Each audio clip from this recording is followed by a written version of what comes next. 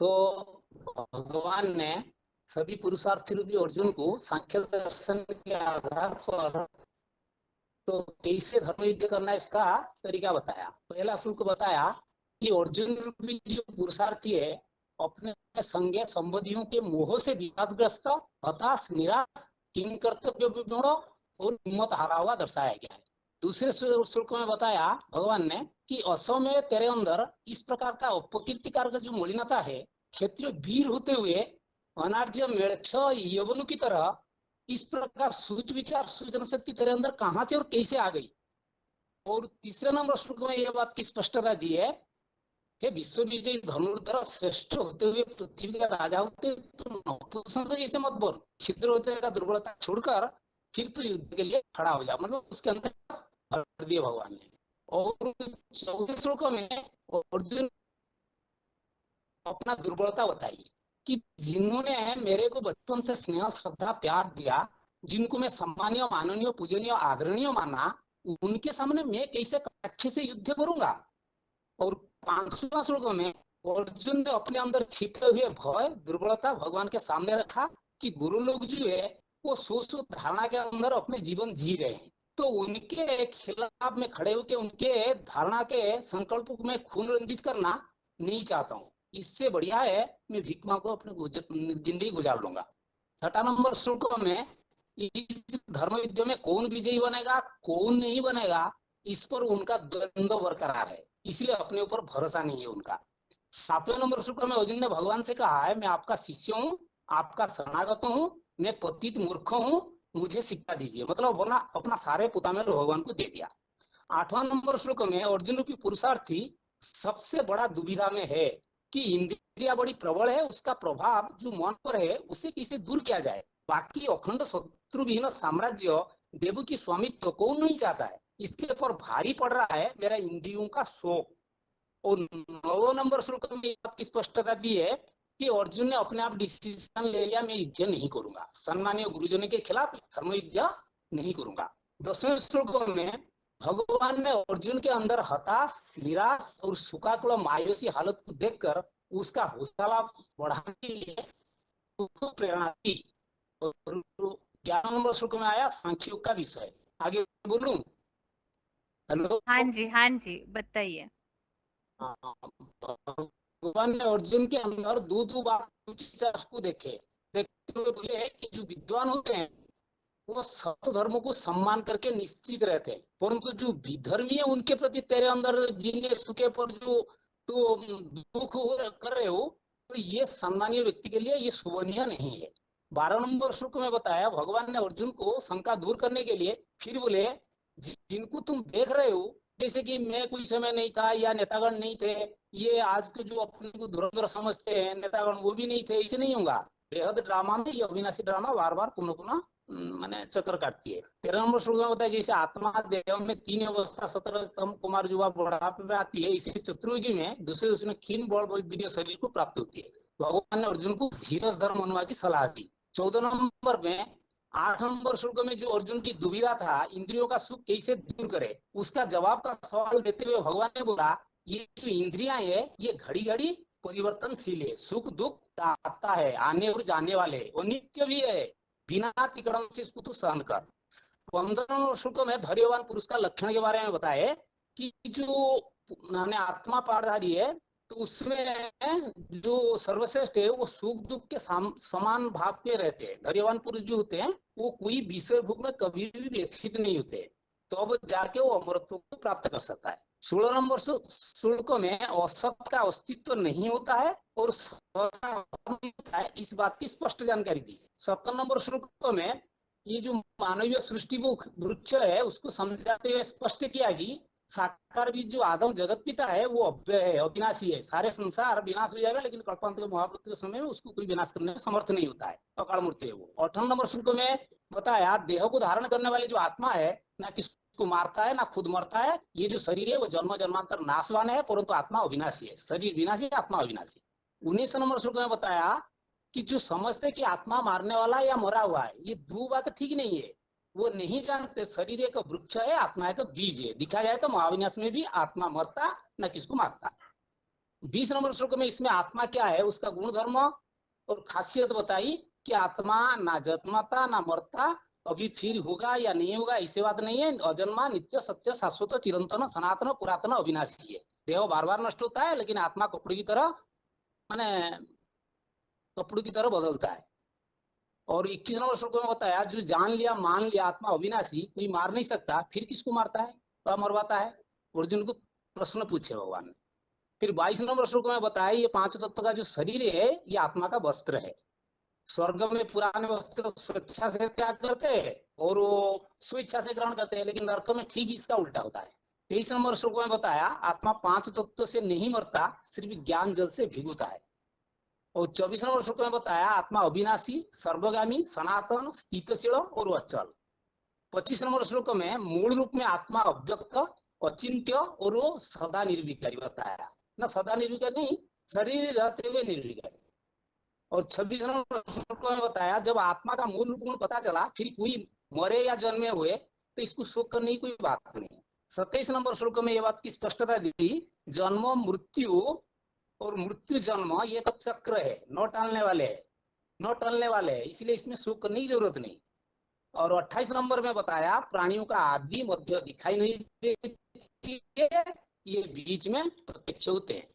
और 29 नंबर श्लोक में शंकर विश्व का जो पाठ है वो कोई या आत्मा को कोई आश्चर्य देखता है सुनता है फिर वर्णन करता है फिर भागंती कथंती सुनती हो जाते हैं। माने शंकर का ऐसा वंडरफुल पाठ है जो तुम विश्वास नहीं कर सकते हो।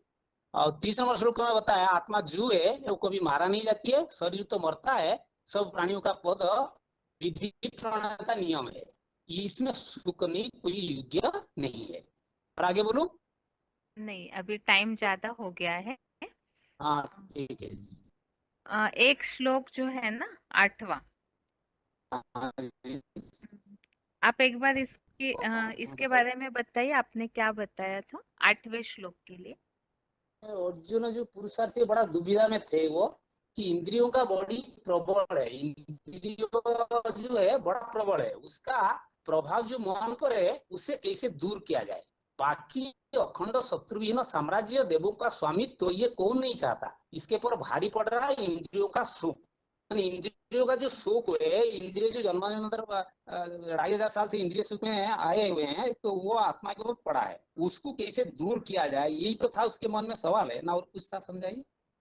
हाँ, ठीक है। वैसे ये है ना कि मतलब जैसे कि चाहे कितना भी सुख मिले, यहाँ ऐसी बात चल रही है कि पृथ्वी पर शत्रु विहीन ऐश्वर्यवान सारे विश्व का राज्य और देवों का स्वामित्व पाकर के भी मेरे जो इंद्रियों को सुखाने वाले शोक को कोई दूर करे, ऐसा कल्याण नहीं देखता। मतलब चाहे बहुत बड़ा राजाई भी मिले उनको, लेकिन इतना बड़ा राज्य मिलने पर भी जो अंदर दुख रह जाएगा, संबंधी मर गए, संबंधी उनसे मैं दूर हो गया, तो वो जो दुख अच्छा। है, वो दुख को मैं दूर नहीं कर पाऊंगा, भले राजाई मुझे मिल भी जाए, लेकिन अंदर से इतना दुखी है कि उसके इंद्रिय जो है वो सूख जा रहे। जैसे कोई व्यक्ति बहुत दुखी होता है तो बीमार हो जाता है, कमजोर दिखता है, हाथ पांव काम नहीं करते, शिथिल हो जाते। दुख ऐसी चीज है, वो अति का दुखी होने से व्यक्ति बीमार जैसे होता है, इंद्रिय सूखने लगती है।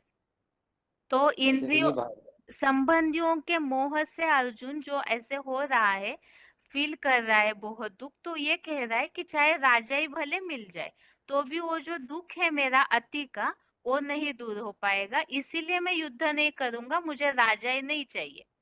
यहाँ ये प्रसंग बताना चाहते हैं वास्तव में। ठीक यहाँ है। आप जो जोड़ रहे थे मना इंद्रियों की प्रबलता वगैरह, उस भाव से नहीं है, या इस भाव से वो बात बोल रहे, क्योंकि मोह की बात चल रही है ना, इसीलिए।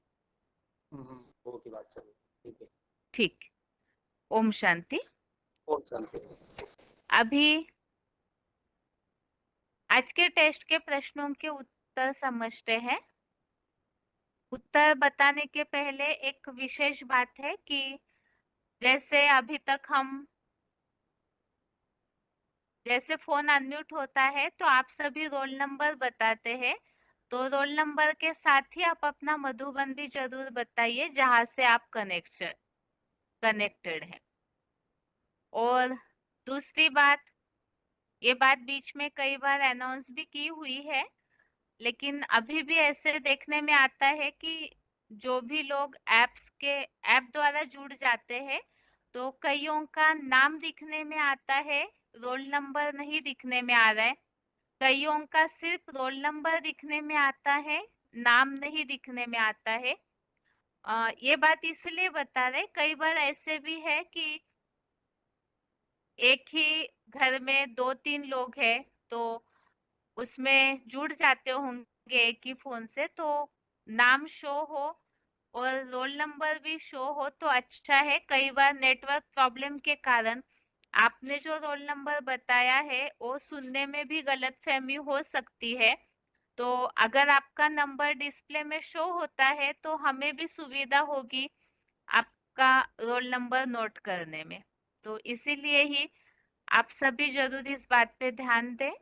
आप अपने फिर से कांटेक्ट में चेक कीजिए अपना रोल नंबर और नाम आपने ठीक से डाला है या नहीं।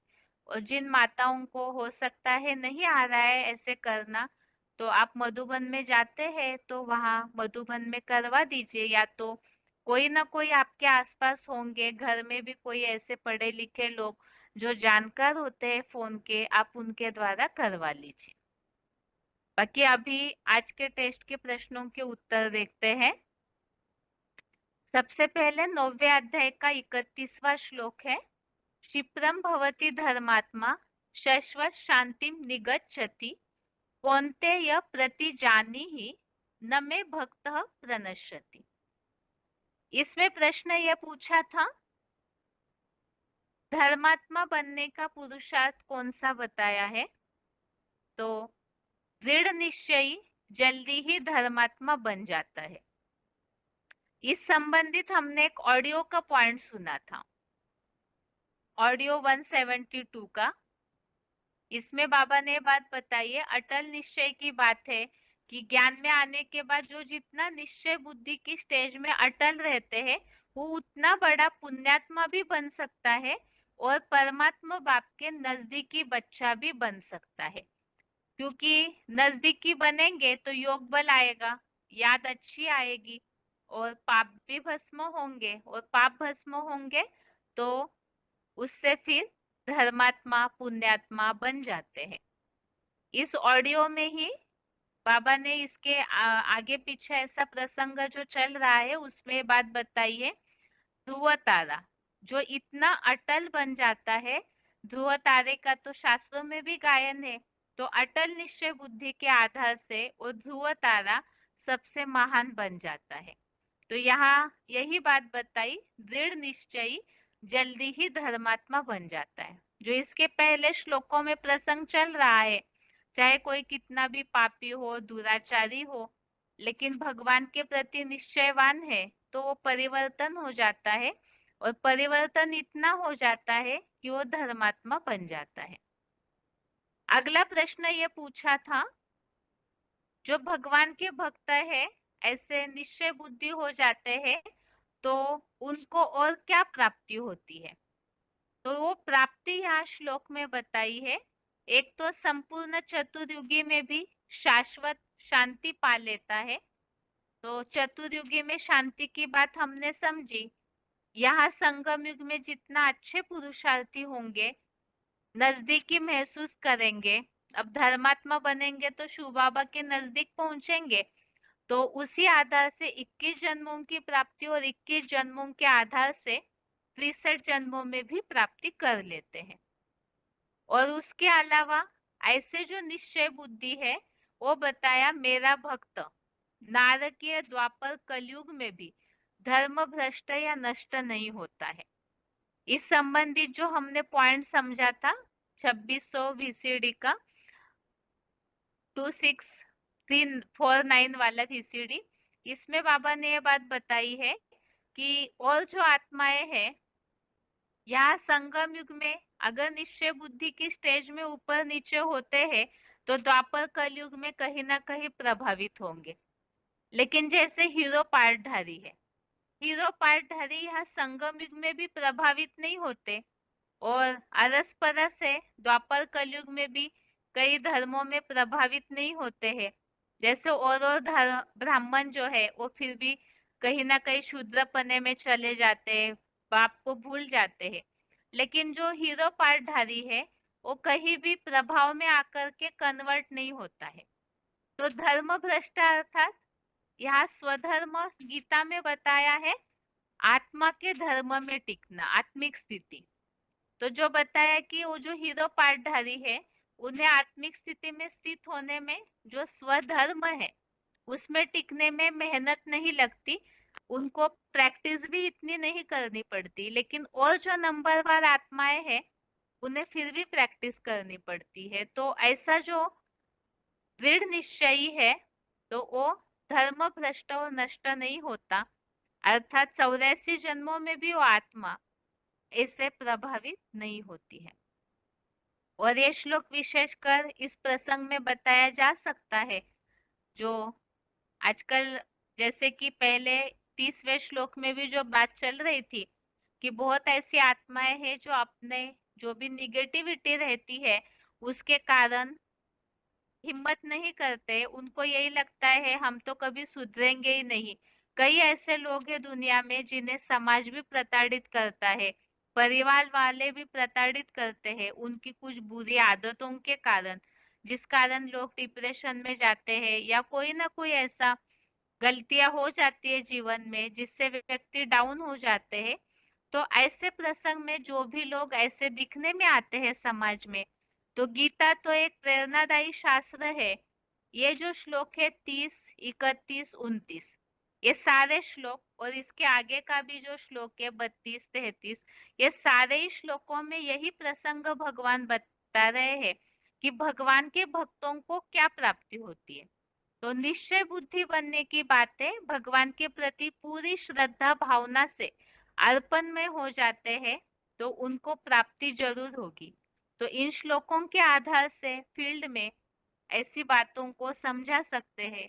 अभी जैसे कि हर जगह पे फील्ड सर्विस के लिए बताया है, संदेश देने के लिए, तो ऐसे ऐसे श्लोकों को बुद्धि में रखना चाहिए ताकि ये बातें बताकर लोगों में उमंग उत्साह ला सकते हैं।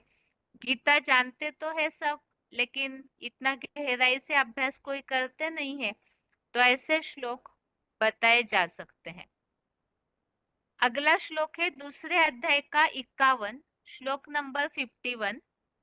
कर्मजं बुद्धि युक्ता ही फलं त्यक्त्वा मनीषिणः जन्म बंध विनिर्मुक्तः पदम गच्छन्ति अनामयम्।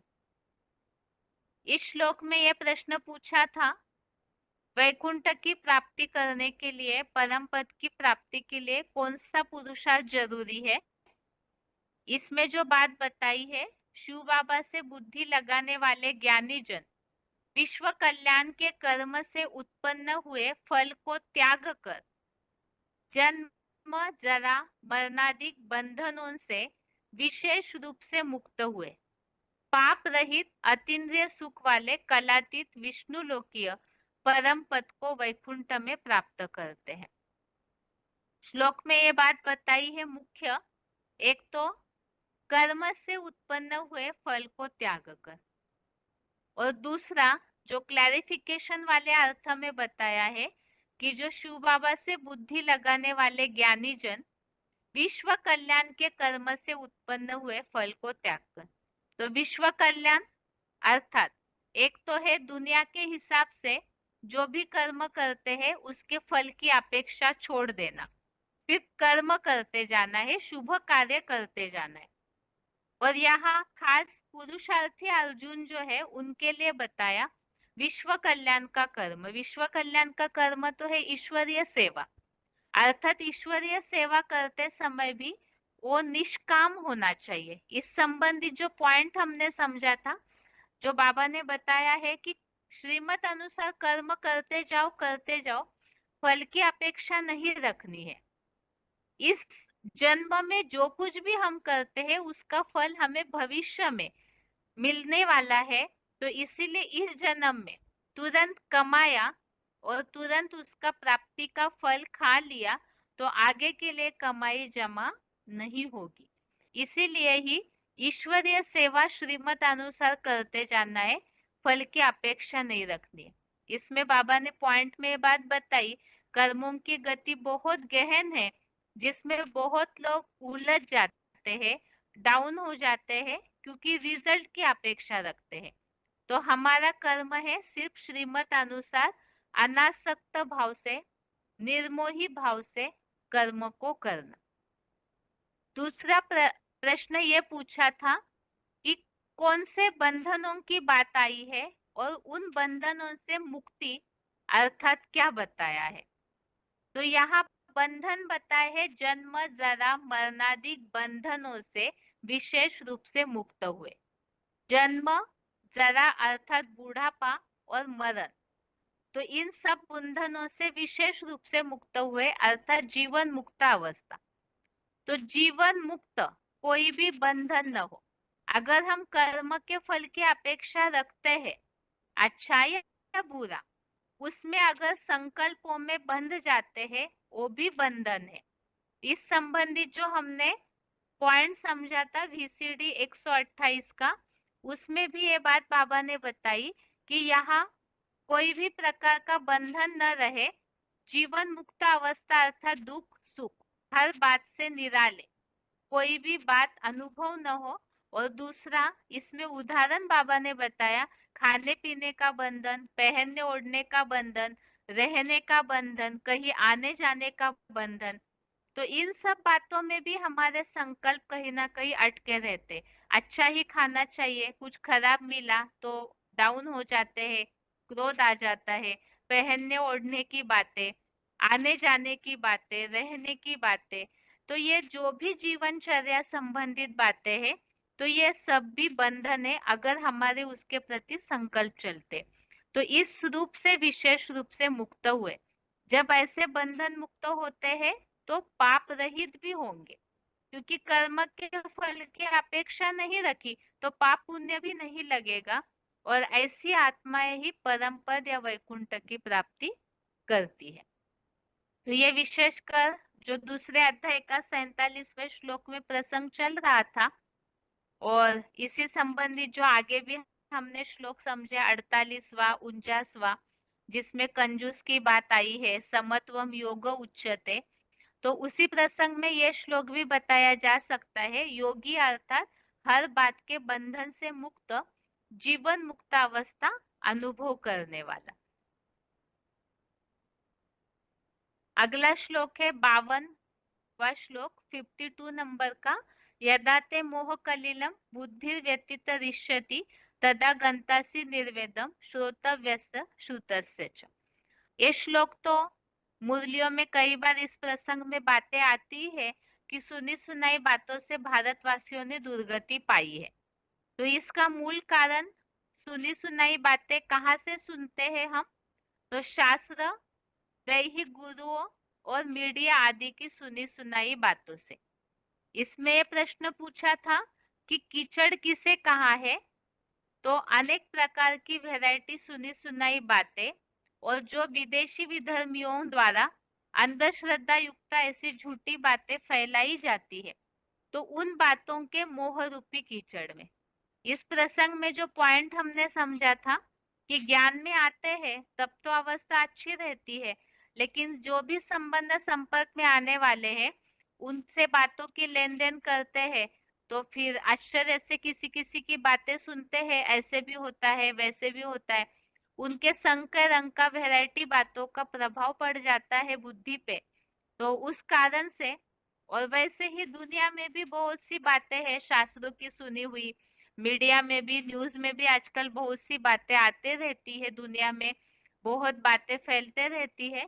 तो उन बातों से आज जो कलयुगी समाज है वो साइंस के साधनों से प्रभावित है। तो उनके बुद्धि में यह है कि दुनिया में सब जो भी बातें बताई जाती है वो सच्ची है। ये नहीं जानते कि कलयुग में तो झूठ का बोलबाला होता है। तो इन बातों के मोह रूपी कीचड़ से, जैसे उदाहरण मुरलियों में बाबा ने दिया है कि न्यूज में कोई बात आई या अखबारों में पढ़ती है बातें, शास्त्रों की भी वैरायटी बातें सुनते हैं, तो ऐसे लगता है ये तो सदियों से बातें चलते आई, ये झूठ कैसे हो सकती है। तो ईश्वरीय ज्ञान मिलने पर भी उन बातों से बुद्धि हट नहीं पाती है, उसको बार बार जज करने का प्रयास करते हैं। तो वही हो गया मोह रूपी कीचड़। वो कीचड़ तो है जिसके कारण बुद्धि दुर्गति में जा रही है, उसके बावजूद भी उसके प्रति जो आसक्ति या मोह है उससे नहीं निकल पाते हैं।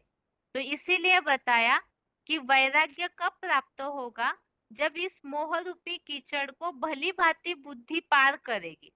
ईश्वरीय ज्ञान की सच्चाई को टैली करके जब बुद्धि इन बातों से पूरी पार हो जाएगी, क्रॉस करेंगे, तब इस दुनिया से वैराग्य आएगा। तो ये श्लोक विशेषकर इन बातों के आधार से बता सकते हैं कि आज की दुनिया की जो स्थिति है, सोशल मीडिया, न्यूज, अखबार, चैनल्स, इसके कारण लोग प्रभावित हो जाते हैं, ये भी सच है वो भी सच है, जिससे बुद्धि की दुर्गति होती है। तो इस श्लोक के आधार से बता सकते हैं आज जिसे लोग सद्गति समझ रहे, प्रोग्रेस समझ रहे, वो प्रोग्रेस या बढ़ोतरी नहीं बल्कि अप्रत्यक्ष रीति से गिरावट है। ऐसे ही दूसरे अध्याय का 53 श्लोक नंबर 53 है, श्रुति प्रतिपन्नाते यदा स्थास्यति निश्चला समाधो अचला बुद्धि तदा योगम वाप्स्यसि। इसमें प्रश्न ये पूछा था बुद्धि भ्रमित होने का कारण क्या है।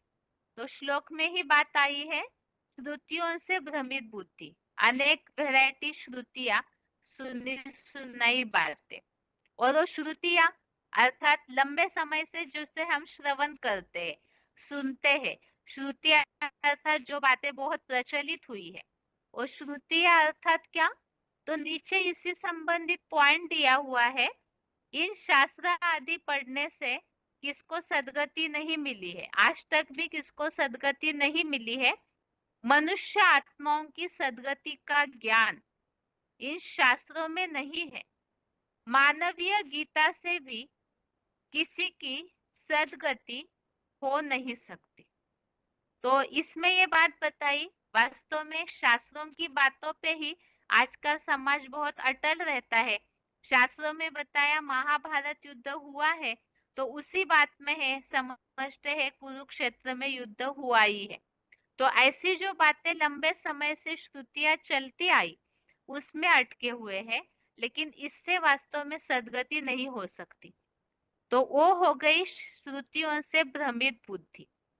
अब इससे निकलने का तरीका क्या बताया कि जब ये भ्रमित बुद्धि परमात्मा की याद में, जो साक्षात परम पिता परमात्मा इस सृष्टि पर आते हैं, उसमें जब अविचल उनकी स्मृति में बुद्धि स्थिर होगी, तब योग की समाधिगत स्थिति को पालेगा।